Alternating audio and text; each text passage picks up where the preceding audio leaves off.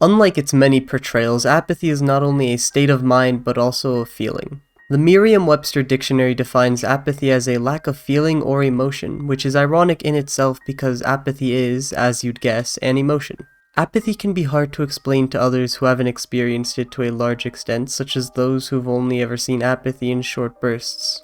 Because, well, how do you describe a feeling of not wanting to do anything, yet wanting to do everything all at once, properly, and in a detailed enough way for the other party to understand? You don't. I've personally only ever seen apathy displayed properly a few times, and even that may be just my experience with apathy rather than what others have felt and thought regarding it. And just like other emotions, apathy has been portrayed through the media. These portrayals may show a base-level understanding of apathy, or they may be so detailed that the observers are sucked into the world and the characters themselves. And what other medium to use as an example but anime? Although I explained apathy as a somewhat universal feeling, anime displays different kinds of apathy in different ways.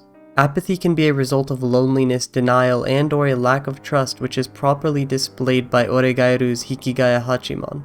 It can also be, as the dictionary definition suggests, a complete lack of emotion or interest in anything, which is present in anime through characters such as Kiyotaka Ayano Kyoji from Classroom of the Elite and Hotaro Oreki from Hyouka. The third kind of apathy can be seen as a subcategory of the previous definition, but is instead caused by a lack of challenge. Saitama from One Punch Man and Aomine from Kuroko No Basket are great examples of this uncommon feeling. Like I previously said, Hikigaya Hachiman is a good example of an apathetic character because he's a depressed and lonely fart like you and I. Hachiman experiences apathy because he's lost his will to socialize like the rest of the mentioned characters, but he's unique because he doesn't care.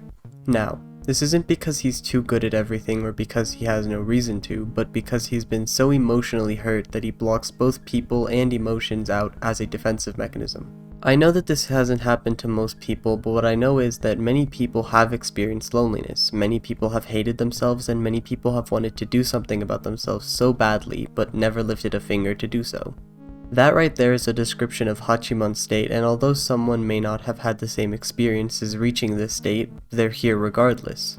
This state of being or feeling is that of apathy, and it's this feeling of wanting to have what everyone else has, yet being too scared to work towards it, and instead embracing the loneliness, the dirty looks, the words, and everything else until you're numb to it all. Despite being in the state that Hachiman is in, Oregairu walks the viewers and readers through how he climbed his way out of that hole, ultimately bettering himself. Something that I find great about the way that Oregairu does this is that it's done in a slow and realistic way, unlike other shows. Oregairu shows that someone's outlook on the world changes slowly, and even despite this change, their previous views and ideologies aren't suddenly overwritten. I found myself thinking that Hachiman had stayed relatively similar to how he was at the start of the series until Season 3 started pointing out all of the ways that he'd developed. Overall, it's a nice way to show how someone develops and betters themselves. Although you feel as though nothing has changed, you start to realize how much work has been put in. When you think about it, that's why Oregairu is a perfect representation of apathy. Hachiman isn't even the only example of a character who's lost it all, he's just the most convenient one that can apply to many people. Another quick, yet great example is Eren Yeager, who has lost everything and more, causing him to fall into a constant state of suffering, wishing he could finish it all, but being held back by the responsibilities that he's created for himself. Eren was put down by his own existence rather than the people around him, making him an uncommon example that many people wouldn't have been able to relate to.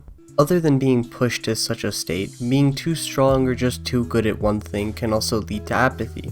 Although many would disagree, having all that power and strength gets really boring really quickly. These characters' experiences with their environments are no more exciting than beating a toddler. These next few characters highlight both feeling the emotion of apathy and being in an apathetic state. Aomine, a basketball prodigy, isn't in a constant state of apathy both because he knows he can improve at the sport that he loves as well as the fact that he believes, if not hopes, that there's someone who is stronger than him. Aomine isn't always apathetic and he can often be seen happy, excited, mad, interested in many other kinds of emotions because he hasn't lost all hope yet. The consistency of Aomine's experiences with apathy is more like that of what most people experience despite them not having the same reasoning. On the other hand, there's Saitama, who is just straight up far too strong for there to be competition. If you haven't seen One Punch Man, the story is, as the title would suggest, about a man who can win any fight in one punch. Unlike Aomine, Saitama no longer has to struggle, let alone put any effort into any fight, regardless of who it's against. Saitama still has the same kind of hope that Aomine has, which is seen before many of his fights, where he often overestimates his opponents only to beat them in one punch. Due to this lack of excitement in his life, Saitama has lost complete interest in anything and has lived the past few years of his life in utter boredom. Despite this form of apathy not being something commonly experienced, it's portrayed very well at both of the varying intensities, and despite this type of apathy seeming terrible, there is one that is far worse in my opinion, which is portrayed just as well. Similarly to being too strong or too good at something, there are those in anime that may not be physically strong or physically superior, but they're so intelligent that their level of apathy is far greater than that of those who are strong. The previously mentioned strong yet apathetic characters still had friends and had favorable social lives. Both Aomine and Saitama had friends, people to talk to, and even had admirers, while shows like Classroom of the Elite had Kiyotaka, who was so smart that he just didn't bother with anyone else as they were more so annoying than fun to be around.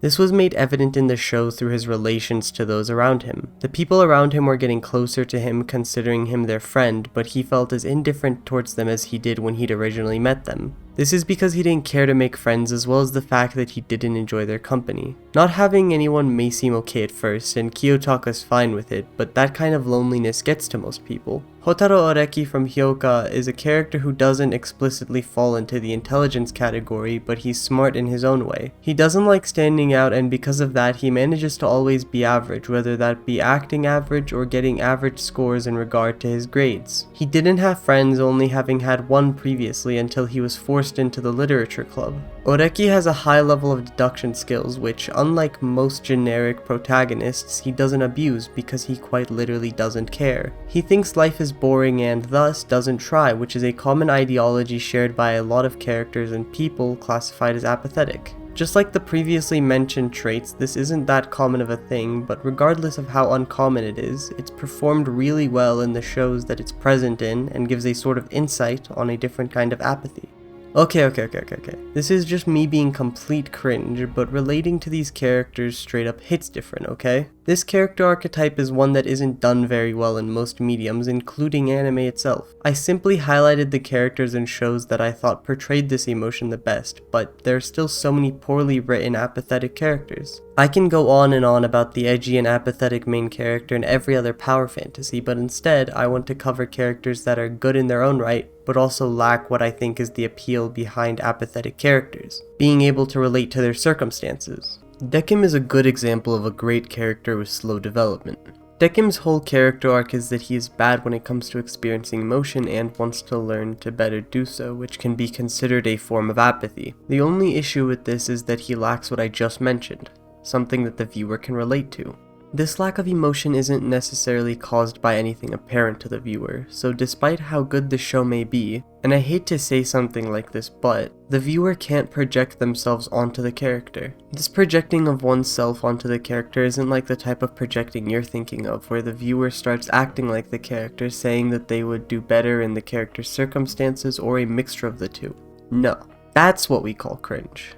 The type of projecting that I'm talking about is one that people often do without even realizing it.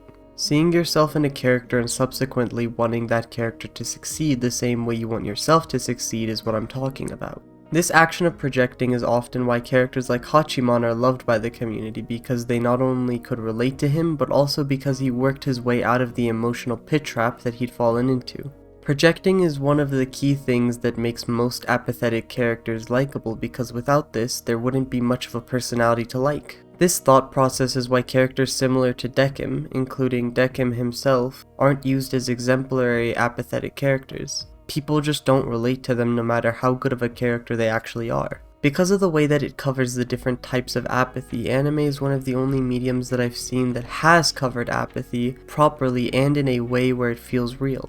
The writers behind these characters did a great job when it came to displaying apathy to the point where it feels like they were writing from their own personal experiences. These characters, despite being fictional and two-dimensional, were written in a way that makes them feel like real people with real struggles, and that in itself is the reason why apathy has been represented the best by anime.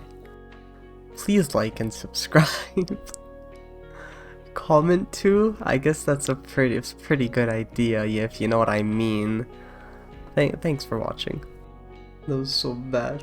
Look at this.